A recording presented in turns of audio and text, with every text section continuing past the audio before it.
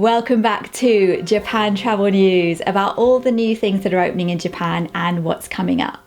Now, usually Japan news is every 2 months, but because there's always way too much news, I'm trying out making it monthly at the start of every month. So let me know what you think about that in the comments. I'm also giving it a bit of a revamp. This time we've got new attractions, then food and restaurants, train news, a bit of serious travel news that everyone needs to know, seasonal things for this time of year, new shops, exhibitions, events, and at the end, hotels, including the new cutest place to stay in Tokyo. And my new series of Japan travel vlogs has just started. I know they don't always pop up in everyone's feed. So far there's a travel day, there's the Tokyo Skytree and Akihabara, and there's so much more to come. So make sure you're subscribed if you want to catch them. First up is attraction news. A major arcade in Akihabara is sadly closing. If you've been there, you'll definitely have seen this one. It's on the main street. It's one of those iconic, colourful buildings. It feels like it's only just been taken over by Gigo, so it seems kind of strange they're closing it down already.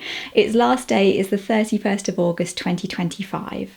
There have been a lot of dramatic headlines about this one recently. The actual reason they're closing is because the lease is finishing, which is a really common reason for places closing in Japan. However, what most people aren't talking about is that it's being taken over by another company and it's going to continue to be an amusement facility.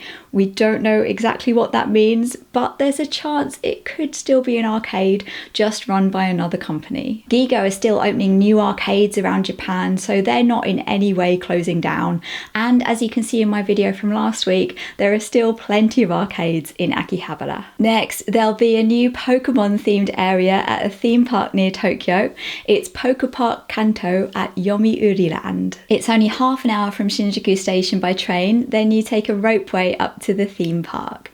There'll be 2 areas, Pokémon Forest with a nature trail where you can spot Pokémon, and Sedge Town with shops, a Pokémon gym, meet and greets and 2 small rides. It'll be where the temporary Pokémon Wonder attraction was, but PokePark will be permanent. It's set to open in spring 2026. And if you're wondering whether Yomiuri Land's worth a visit otherwise, it also has a hypercoaster, a water park, and best of all, a cup noodle themed rapids ride. Next, Junglia has now opened in Okinawa. You might remember from before on Japan News when it was first announced. It's a new theme park in Okinawa with a tropical jungle safari theme plus dinosaurs. It's not really a roller coaster theme park, it's more of a jungle adventure park with some rides like a hot air balloon and zip lines, an off-road driving experience, giant swings and bungee jumps. It's also quite luxurious with a spa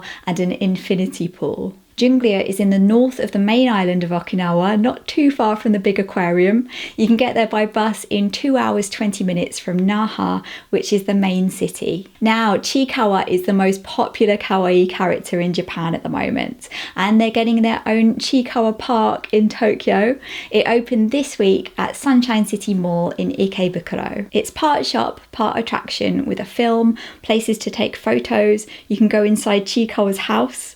There's a few games like the meatball rolling challenge, and of course lots of merch. Because Chiikawa is so popular, at the moment there's a lottery to get in, so check up on that if you want to go. Next is food and restaurants. Now, you know I love Coco Curry, and their new store has to be their best one. It's just opened in Nagoya at Maker's Pier, which is just outside Legoland. It's also right next to the SC Maglev and Railway Park, which is the train museum. It's been transformed with the Neko Ichi mascots. I love these guys. They're the Coco Curry cat mascots. They're so cute. We got keychains of them recently. Look how cute it is. There are cat tables, there's a kids area, special meals and merchandise. Also in Nagoya, there's a new permanent theme cafe called Osu Dungeon Café and Bar. It's a standing bar that's really well themed. The theme is fantasy adventures, dragons, heroes, caves and hidden dungeons. There's a wall of small gold treasure chests. It seems like you can pick one and you get whatever's inside. You can have dragon meat on the bone, which is turkey. There's drinks in tankards, dry ice. It looks really fun. Next, conveyor belt sushi chain Sushiro is currently doing a collab with Sanrio featuring Happy Danbui, which is these 6 characters. There are special dishes on the menu. Some of them come with stickers or a zip pouch, and there's drinks that come with a blind bag plushie charm. Next is train news. Soon you'll be able to pay for the Tokyo Metro by tapping your credit or debit card at the ticket gates. Contactless payment will be available by spring 2026. It's designed to be easier for foreign tourists. You don't have to worry about getting an IC card or a ticket. You can just tap your card at the gates. They're currently installing the card readers at every station, and it'll be in operation by spring 2026. It's worth remembering that Tokyo Metro isn't all the underground metro lines in Tokyo. Some of them are run by Toy Subway. But as it happens, Toy Subway is also trialling contactless payments already.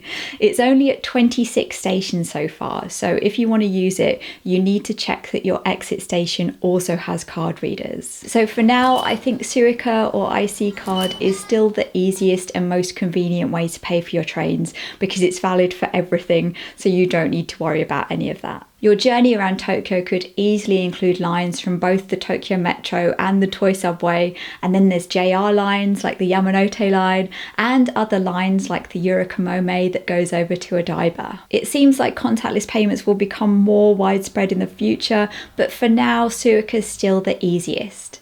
There's more about how to get around on the train and how to use the Shinkansen in my Japan guidebook.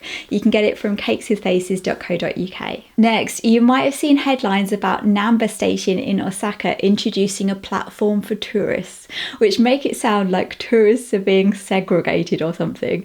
So here's what's actually happening. In spring 2026, there'll be a new sightseeing train going from Osaka to Koyasan, Mount Koya, which is a mountain with temples in the forest. The new train looks luxurious in traditional Japanese style with a fancy bar on board. It looks lovely. It's run by Nankai Electric Railway. In Osaka, it'll run from Namba Station, which is a huge and very busy station. They're creating a new platform for the new train to run from, which will be called Platform Zero. It looks very stylish. So tourists aren't being segregated onto some sort of gaijin section. It's just a new platform for the sightseeing train. Next is travel news. There are new rules about taking power banks or portable battery packs on the plane with Japanese airlines. Now, I always take one with me. It's really useful for charging my camera batteries and mics, and of course your phone. Earlier this year, there was a fire on a South Korean plane caused by a power bank in the overhead locker. So these new rules are in effect immediately. If you take a power bank on the plane with you, you're not allowed to put it in the overhead locker anymore. You have to put it in your bag under the seat in front or in the seat back pocket. It's just for safety, so if there is a fire, it can be identified more quickly. And if you're using the power bank to charge something, or if it's being charged, you have to be able to keep an eye on it. You can't leave it charging inside your bag. You also can't put a power bank inside your checked luggage. These new rules are for all Japanese airlines, including Japan Airlines, that's JAL and ANA, and they cover both flights to and from Japan and domestic flights within Japan. Next, there's been lots of stories about foreign tourists misbehaving in Japan, defacing shrines and acting disrespectfully. And recently there's also been stories about how the rise of the far right in Japan has partly been fueled by people disliking foreign tourists. Now, I don't follow politics, so I can't say too much about it, and I am getting kind of fed up about how many stories there have been about tourists behaving badly. Obviously, not everyone in Japan likes tourists, just like everywhere. If you think about what it's like for people who live in touristy places in your country, it can be annoying. But please don't read these stories and think that's how everyone is in Japan. The spirit of omotenashi is strong. Omotenashi is about hospitality and being welcoming. In all the times I've been to Japan, both to touristy places and less touristy places, on the whole, I've found most people to be really friendly. Maybe a bit reserved, but friendly and polite, and that's part of what makes it such a lovely place to be. It is important to be mindful of all the little unwritten rules about how you should behave, like not being noisy on trains, being mindful of others, not getting in the way, especially when you're traveling with luggage, and being polite and respectful, that I'm sure all you guys already know about because you're decent people. You can be forgiven for not knowing every nuance of the etiquette, but I think as long as you read the room and try not to bother other people, that goes a long way, and a quick sumimasen is always useful. Next is seasonal events. Now, Japan has seasonal flowers all year round. It's not just about the cherry blossoms, and August is known for sunflowers, one of my favourites.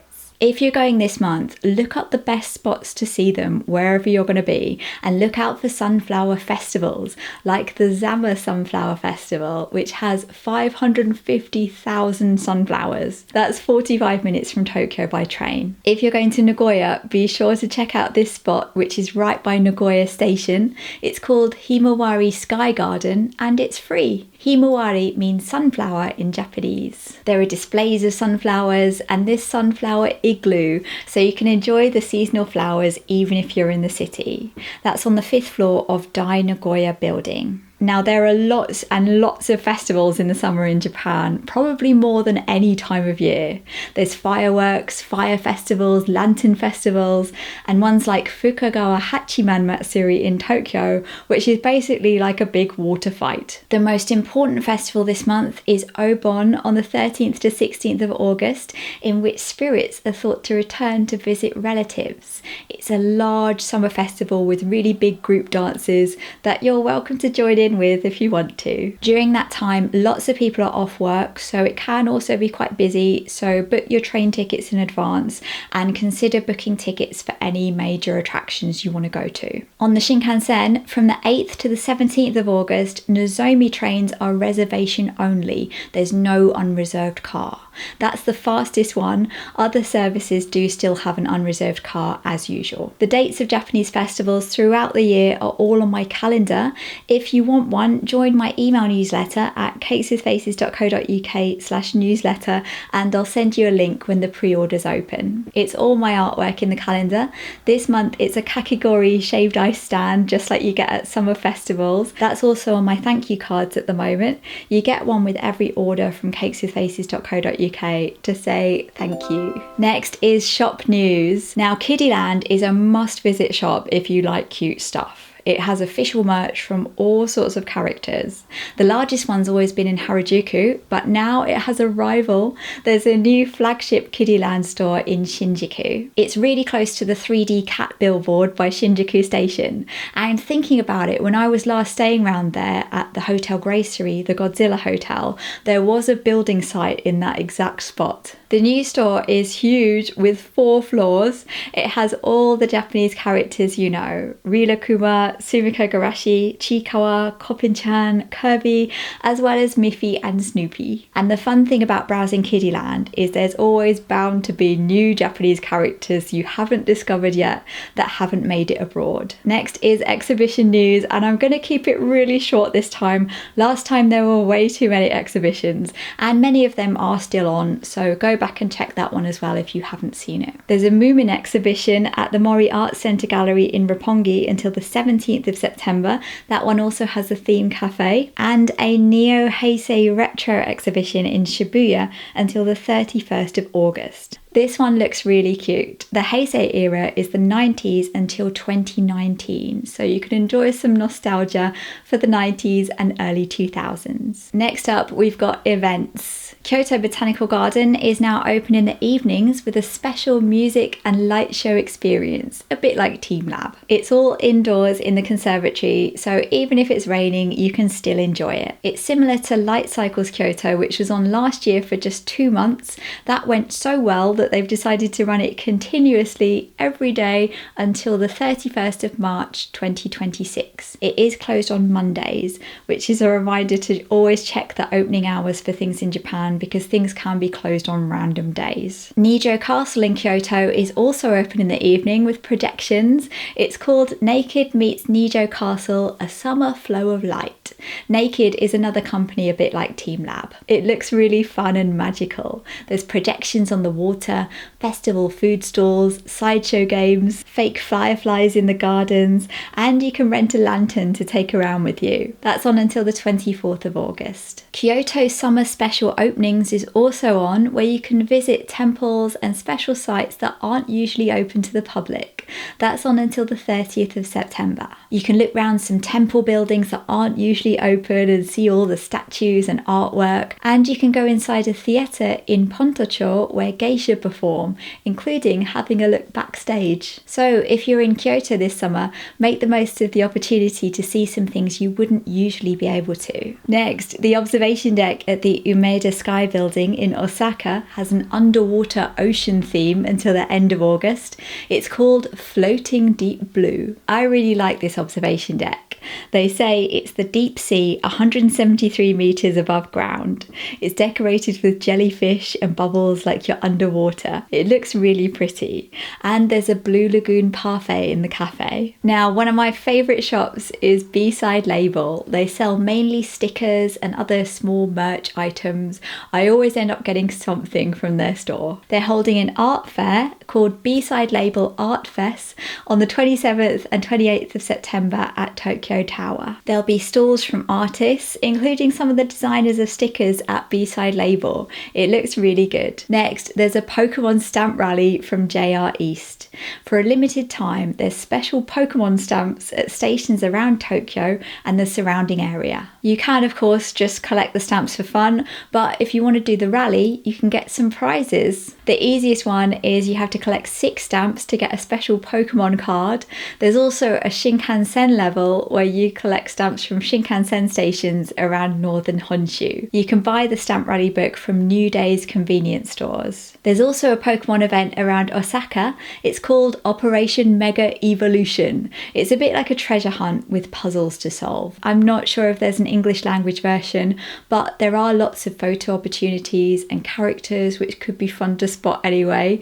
And there's a giant Pokeball, like a mini version of the Sphere in Las Vegas, in the station in Osaka, Kyoto and Hiroshima. Even if you're not doing the rally, if you're a Pokemon fan, that could be fun anyway. That's on until the 31st of October. Finally, it's hotel news. The Sunshine City Prince Hotel in Ikebukuro often has anime themed rooms, and now they've got 20 Evangelion themed rooms to celebrate the 30th anniversary of the anime. The hallways will also be decorated and there are shared lounges. Next is something slightly different. Q-Pot Cafe is a really elegant and cute cafe in Harajuku. They serve fancy desserts and afternoon teas. They also have a shop with Lolita style accessories. They've just opened a small boutique hotel which has got to be the most Harajuku place to stay in Tokyo. There are 3 rooms, all with a chocolate theme. There's bitter chocolate, strawberry chocolate and mint chocolate. Now, when I say they have chocolate pattern wallpaper, it might sound a bit tacky, but they're actually really stylish and elegant, just like everything from Q-Pot. I like how there are biscuits around the mirror, and look at this strawberry wallpaper. Each one has a bedroom and a living room for up to 4 people, but it's not cheap. It's from 88,000 yen a night to stay there, so it's definitely a special treat. So that's it for Japan news. We've had a dinosaur safari, 500,000 sunflowers and a Pokemon stamp rally. I hope you enjoyed it. I'll see you next week with more Japan videos on Thursday. Bye bye.